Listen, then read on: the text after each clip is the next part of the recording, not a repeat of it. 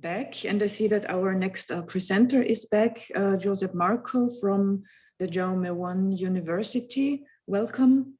He's going to talk about machine-translationese in the English-Catalan sub-corpus of COVALT. And you can start sharing your screen, please. So thank you very much, Valdraut, for your introduction. My name is Josep Marco from Universitat Jaume I in Castelló, Spain, and I'm going to talk about machine-translationese in a section of the COVALT corpus.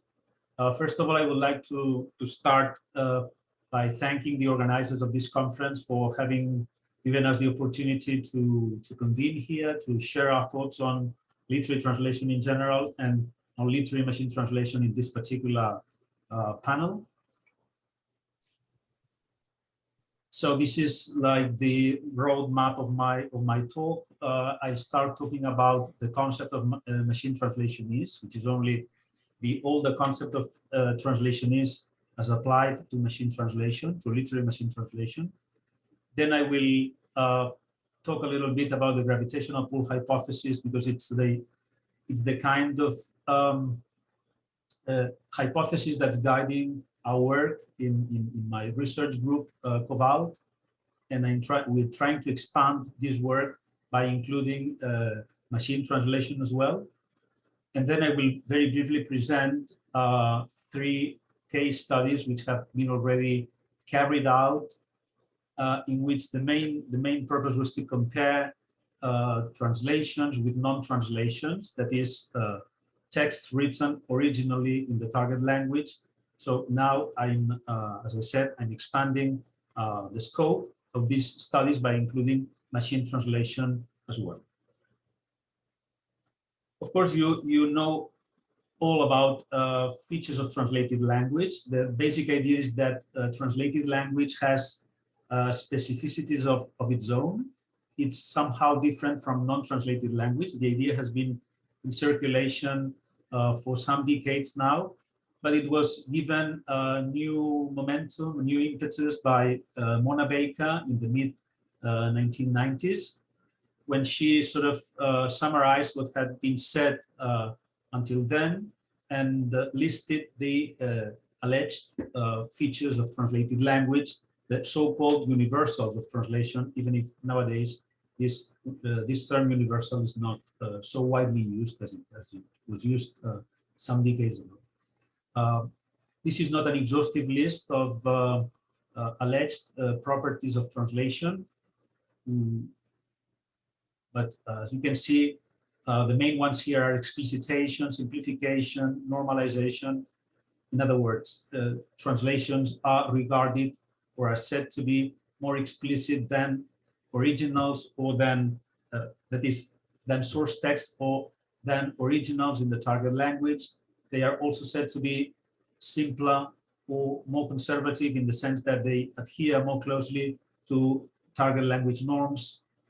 They are said to suffer from interference or shining through from the source language.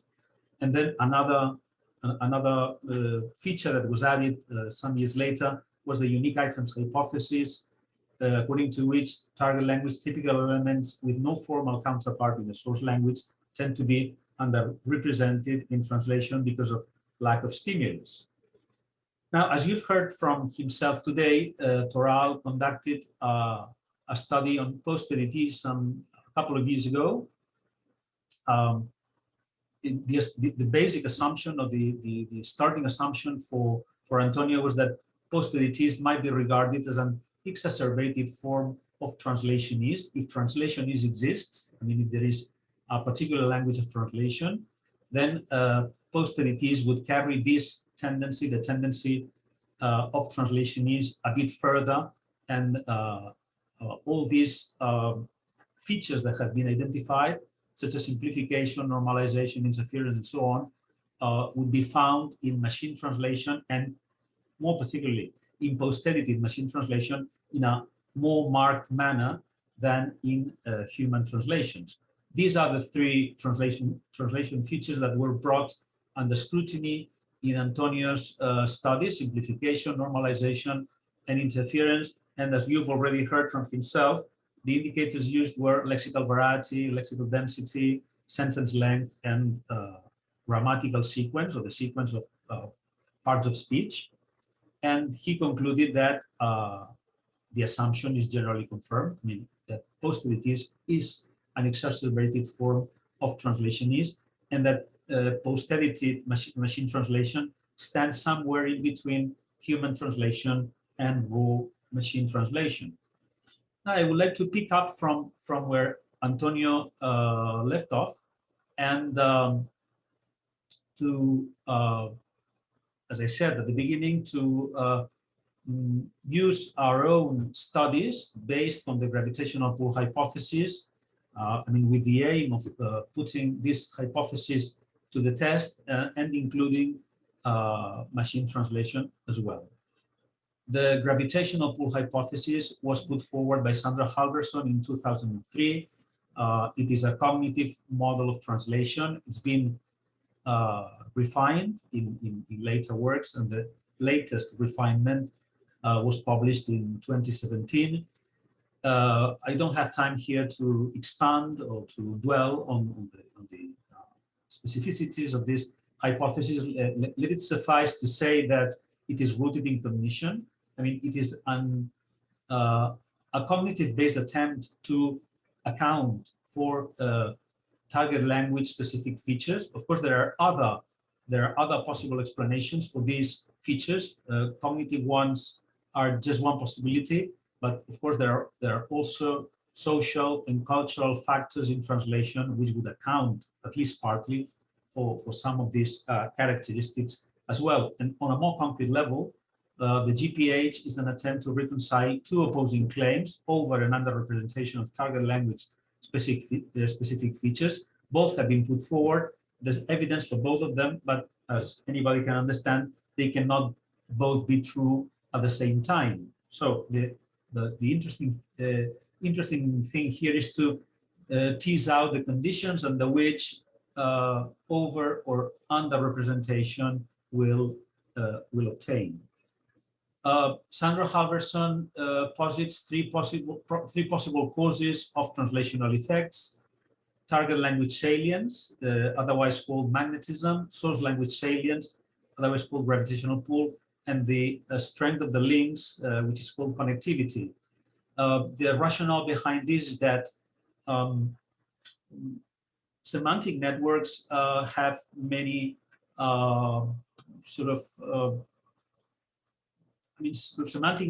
the nodes in semantic networks do not have all the same prominence. Some nodes are more prominent than others, and the links between the nodes may vary also in their relative degree of strength. So those nodes with higher degree of salience or of prominence will tend to be overrepresented in translated text, whereas those connections which are also stronger than others will tend to be overrepresented.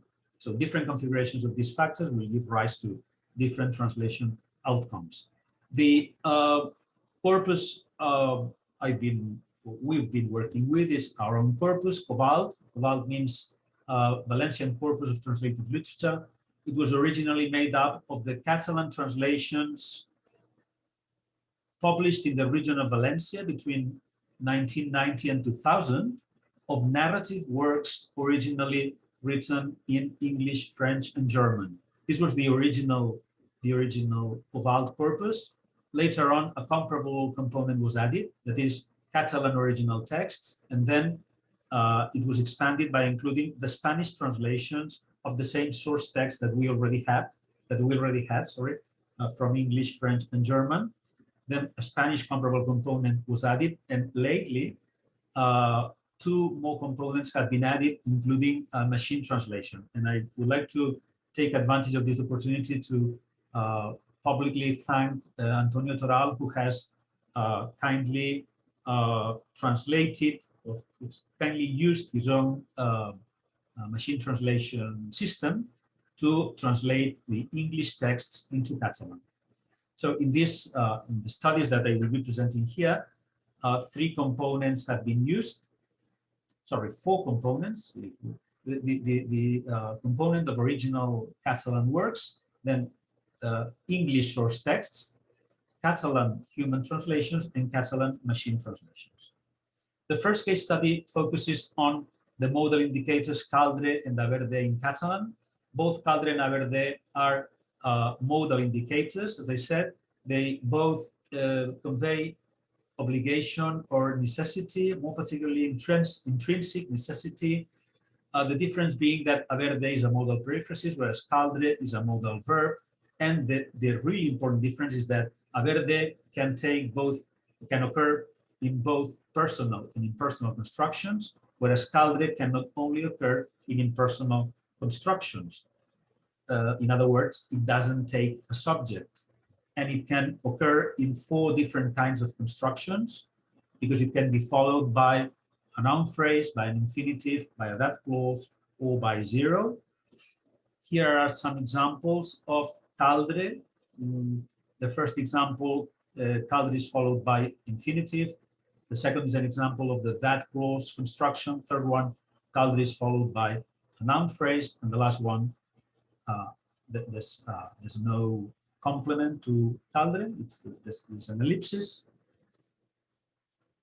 And the reason why this distinction between caldre and averde was chosen as an indicator to put the gravitational pull hypothesis to the test is that caldre might be regarded as a unique item in the combination English-Catalan, because the English equivalent modal verbs, need, must, have to, should, and others, always take a subject. They cannot be used impersonally as caldre can. If you want to, if you need examples of parallel constructions to caldre, just think of French falloir or Italian bisognare, which can also occur which can also function impersonally. And have to is much more salient than caldre. So the prediction here, the prediction we made in our previous studies, that caldre would be underrepresented in the English-Catalan sub-corpus when compared to Catalan non-translations. This prediction was borne out by the data. As you can see, if you look at the normalized frequency per 1,000 words, caldre was much more frequent in Catalan originals than in translations from English.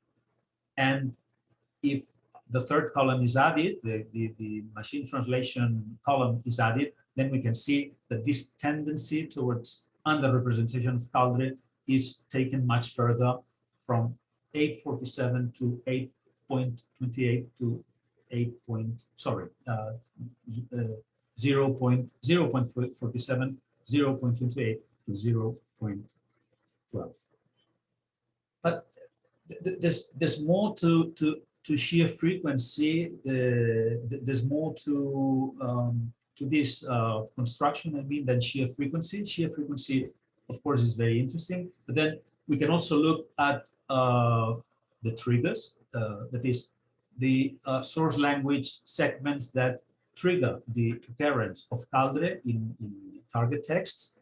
In human translations, the main triggers were need, 0, have to plus infinitive, and must plus infinitive, and there was not a dominant choice here. There was not a dominant trigger. Whereas in machine translation, there's a higher degree of concentration on need. Need accounts for over 33% of the cases, which means that whenever caldre occurs in a target text, in 33% of the cases, it is triggered by need. So the concentration is much bigger on a single source text trigger. And still other dimensions that could be examined or looked at. For instance, construction types. As I said, caldre occurs in 4 different construction types: noun phrases, infinitives, that clauses, and 0. The distribution across these construction types is not very different when it comes to non-translations and translations from English. As you can see, there is some difference, but the infinitive construction is by far the most frequent one. Whereas when we look at machine translations as well, caldre is much more evenly distributed across the three main constructions. There's no dominant one, and the same can be applied to the distribution across polarity or mood. If we look at whether caldre is used in an affirmative, negative, or interrogative sentence, or in a conditional clause, those are the percentages in human translation and Catalan originals. The differences are not very big, as you can see, 72, 70, 22, 23. When machine translations come into the picture, things change, and distribution again is much more even. There's not such a big difference between affirmative and negative constructions. So, by way of conclusion, it can be said that MT exacerbates trends present in human translation, as might have been expected. There's a high degree of connectivity between caldre and the top-ranking source text trigger, need. Therefore, there is less variation.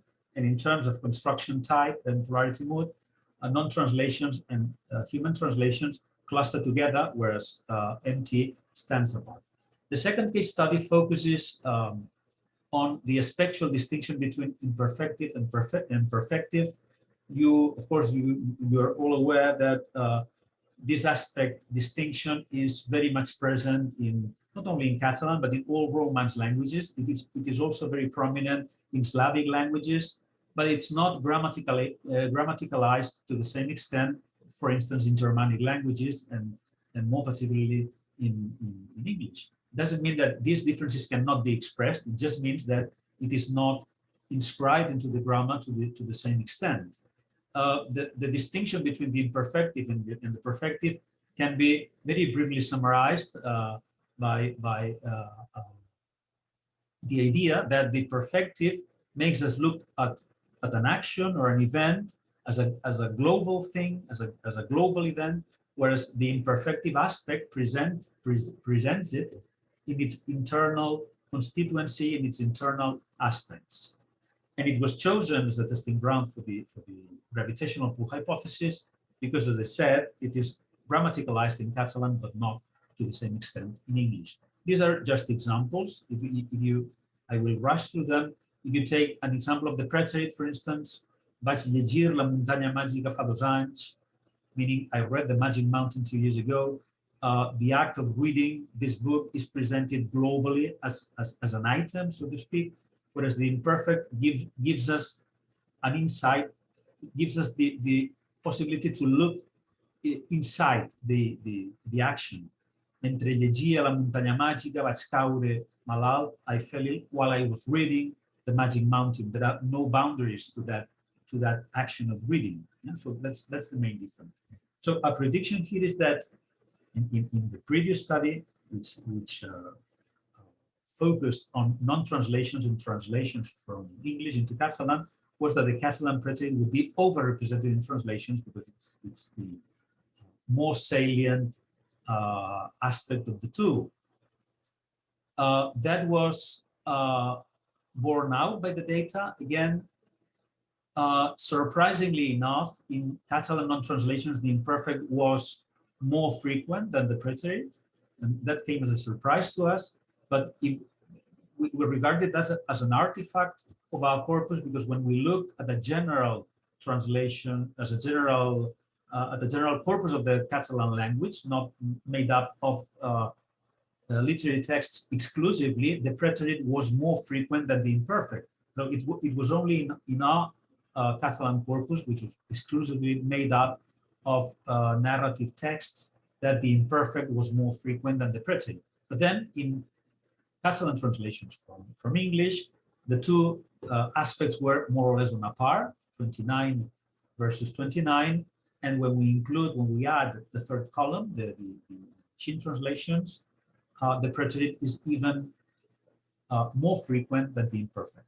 So if we, a graphic way to represent this would be to calculate the ratio between the imperfect and the preterite, which would be 1.41 for the Catalan originals, 0.99 for human translations, and 0.89 for human machine translations.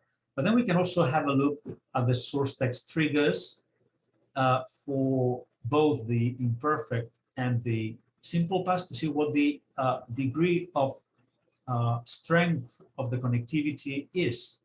And for the imperfect, for instance, the source concentration for the simple past, which is by far the most frequent trigger, was 67%, whereas in machine translation was over 78.